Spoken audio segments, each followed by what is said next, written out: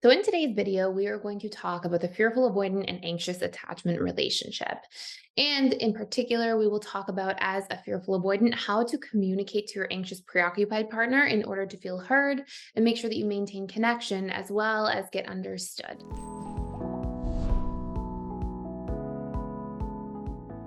So there's going to be 7 core tips that we're gonna review here together. So first major tip is to, whenever you have a need that you want to get met. So maybe you need a little bit of time to yourself or space to recharge, or maybe you just need to feel like you have some novelty in your life in some way.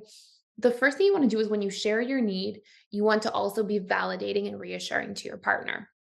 So let's say, for example, that you want to just take a weekend away with your friends. And let's say your anxious, preoccupied partner is kind of wanting to come, but your friends aren't inviting their partners. And you'd be happy to introduce and have your anxious, preoccupied partner around. But this event in particular is more just for your, old childhood, long-term friends. In that case, if you're going to say, hey, I'm going to go, this weekend with them alone, instead of saying, see you later, I'm just going, you want to say, hey, I have a need to just really be present and catch up with my friends and connect in a more personalized way. We can all go out together at some point in the near future. And I want you to know that this is not anything against our relationship. I'm really happy with where our relationship is, and I'm really grateful for our connection. So saying something like that allows your needs to be heard and understood and received by an anxious, preoccupied partner, especially because when there's that reassurance, it goes a very, very long way. Second major tip is, don't be afraid to be validating after communicating a problem. So if you're communicating about a problem, like something that's bothering you in the relationship, you can say, hey, in the relationship, I sometimes get triggered or receive it in a painful way when you ABC, or when this behavior, if you want to take it even less personally, you can say, when this behavior comes up of, and insert the behavior that you're seeing your partner do that you're triggered by. And then you can follow it up with saying, I love you, and that's why I want to talk this out with you and hash it out so nothing comes between us. Or I care about you if you haven't said I love you yet. And I want to hash it out so nothing comes between us. So what that allows you to do is state the problem clearly, but not have the anxious, preoccupied partner think it means you're abandoning them. And so they can actually hear you and work on it with you, because APs are lovely people. And the only time they sort of tend to lose the ability to hear somebody else is when they think they're going to be abandoned. They get really triggered and they have a hard time actively listening. So this will help them still hear you and help you also feel seen and heard.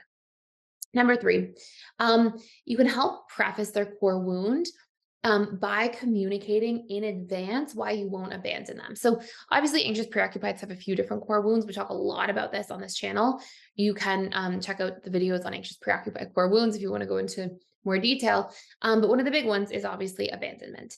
And so what you can do is you can sort of like go around the core wound to begin with. So let's say you're going to bring up a problem to your AP partner, rather than saying, hey, we have this problem, and it might kind of cause some friction immediately. Instead, saying, hey, I want to hash something out with you. I want to bring something up. I'm not going anywhere. I just want to have this discussion so that we feel stronger for it. And it's that ABC.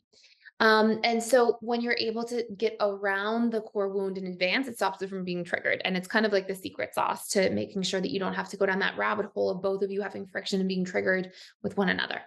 Number 4, if you find that the AP is in that space where they are feeling triggered and they can't hear you properly, don't be afraid to say that really directly. Don't be afraid to say, hey, I can see that you're triggered right now.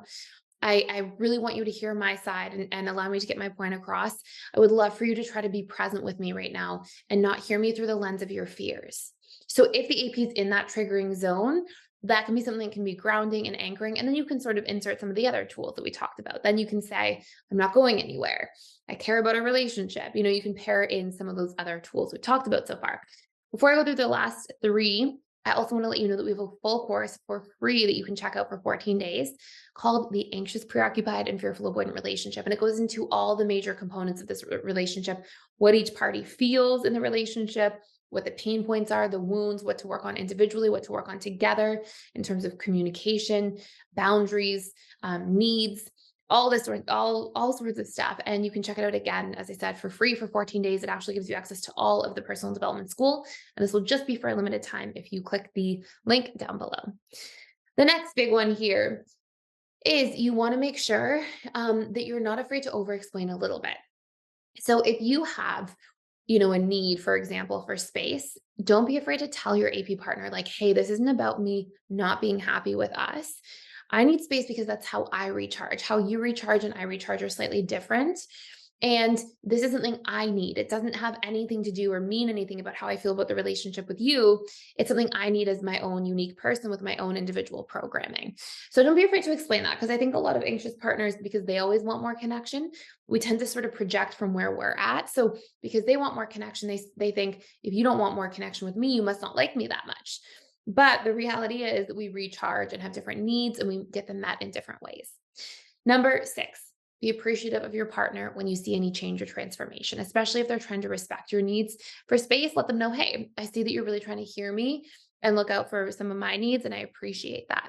And number 7, if you see them feeling really stressed, a really great tip for basically every attachment style is to validate their emotions. So don't be afraid to say, hey, I can see that you're upset right now. I understand why. And if you don't understand why, say, I want to understand why. And that way, that person feels like you're with them in their stress instead of separate from them, right? And it helps us really stay connected, even in the heat of the moment in a potential argument or conflict.